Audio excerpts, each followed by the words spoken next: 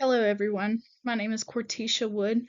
I am a future special education teacher, a mother, and someone who is passionate about helping all students succeed. Today, I'm going to talk to you about what it truly means to be an educator in today's world and how my two field experiences, personal background, and what I've learned in educational psychology has helped shape four important tips that I want to share with you. Over this summer semester, I completed two field experiences that deeply impacted me. One focused on race and gender, and the other focused on special education. I had the opportunity to interview two powerful educators, Margaret, who is a veteran special educator, and Ani, who is a community-based instructor. Both teachers opened up about real classroom challenges and what it truly takes to reach students. These conversations helped connect me to classrooms and what would really happen day to day, and that's what I want to pass on to you. My first tip is to lead with cultural consciousness. In today's classroom, it is more important than ever to model kindness, fairness, and empathy. We must teach our students that no matter where someone comes from or what differences they may have, everyone deserves to be treated with respect. All students should feel safe, included, and valued. As an educator, we set the tone for that. Whether the students are black, white, multilingual, have disabilities, or come from different faiths, or family situations inside our classroom walls. They are all learners and they are all equal. Therefore, all students should be treated the same with the same mutual respect. My second tip is to be both firm and flexible. From my time in the special education classroom, I've seen how much children thrive when they feel secure. Setting those clear routines and consistent expectations can help students feel safe, especially those with behavioral or emotional needs. But at that same time, they need our patience and compassion. Being firm doesn't mean being harsh, it means following through with love. This reflects what I've learned about authoritative teaching, being consistent and structured while remaining nurturing and responsive. That balance is essential to build trust. Tip number 3, keeping instructions clear and simple. Many students, especially those with learning disabilities, get overwhelmed easily. In the classrooms, I observed it made a big difference when teachers gave one-step directions, repeated them calmly, and checked in for understandings. Meaning, once you give the assignment, check in to make sure that there is no questions and all students understand the assignment. When teachers give one-step directions, that ensures that each student knows what to do first and then knows what to do next. It's better to go slow and ensure every child is with you than to rush through and lose half the class. Even general education students benefit from this clarity. Simple, direct communication is the key, especially when students are struggling emotionally or cognitively. Tip number 4 is to build self-belief through relationships. Educational psychology taught us about Albert Bandura's theory of self-belief, and I saw it come alive during my observation. Students need to believe that they can succeed, but that belief is often built through the support of their teacher. Encouragement goes a long way. Praise effort, not just performance, meaning to praise them although they're trying to do something, whether they perform it correctly or not. Celebrate small wins. When students hear, "I believe in you," trust me, that can go a long way. It can change their mindset in their life.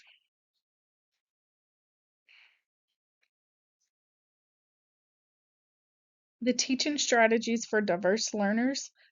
Some of the teaching strategies that I observed that really work for diverse learners are visual schedules. They help students understand routine and reduce anxiety.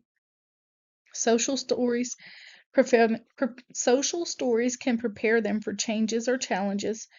Here, modeling and repetition help reinforce concepts without making anyone feel singled out. Tools also like flexible seating or sensory can help kids stay focused and comfortable.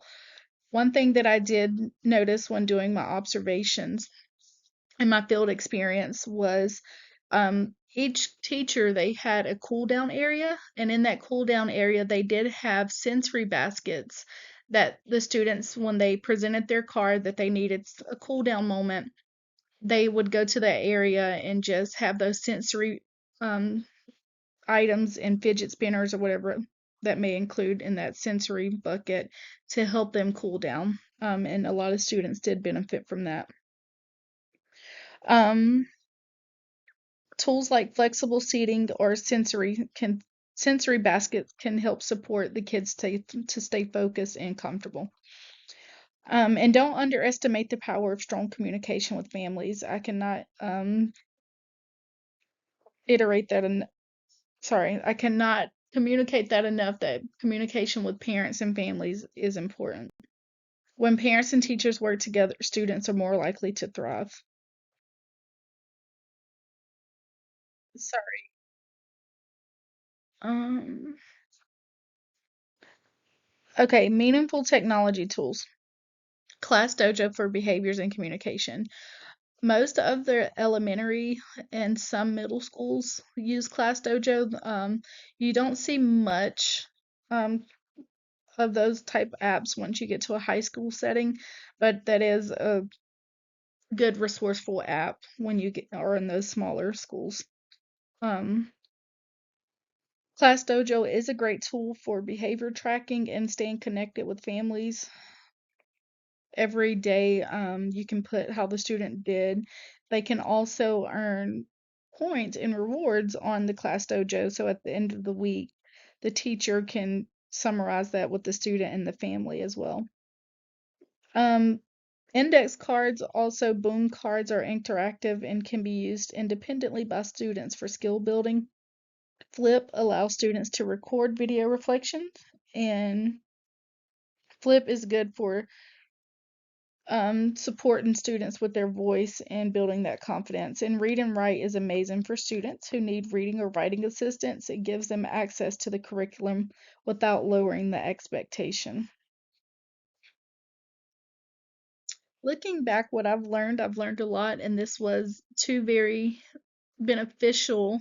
This was two beneficial field experiences, which has helped broaden my upcoming special education career. I can honestly say that educational psychology has changed how I think about teaching, how I think about lesson plans and its standards, and I look forward to definitely applying what I've learned in my future career. Educational psychology is not about just creating lesson plans or standards, it's about understanding the human behavior, how to motivate, and human development. Each student, once again, is unique. What works for one student won't always work for another, but what's always needed is consistency, connection, and care. That's where true learning begins. My educational stance. Teaching is a servant leadership. Teaching is servant leadership. It's more than delivering content. It's about guiding, supporting, and uplifting students in every area of their lives. My goal is to always be a reflective educator and someone who keeps growing, adapting, and listening. Here are some tips that you can try during your educational journey. Once you begin your teaching journey, I do encourage that you try these tips. Remember to always, always, always lead with kindness and equity. Be firm but compassionate. Remember, that doesn't mean to be harsh. That means to be show compassion, and just set clear expectations and rules. Keep it simple when it comes to instructions. Set clear instructions and build your students up through your words. It's like that cliche meaning, if you don't have anything nice to say, don't say it at all. Well, when it comes to students, students thrive off that positive reinforcement and positive words. Also, every classroom is different, but these principles can carry you through almost any challenge, especially in the special education field. I do thank you so much for listening to my presentation. I hope that you were able to take away something meaningful. If nothing else, remember, love and understanding can change lives. especially in education, despite which education field it may be in, whether that's special education or general education. Love and understanding is very important in those clear expectations. Once again, I'm Cortisha Wood, and you've got what it takes to be an educator the educator that your student needs.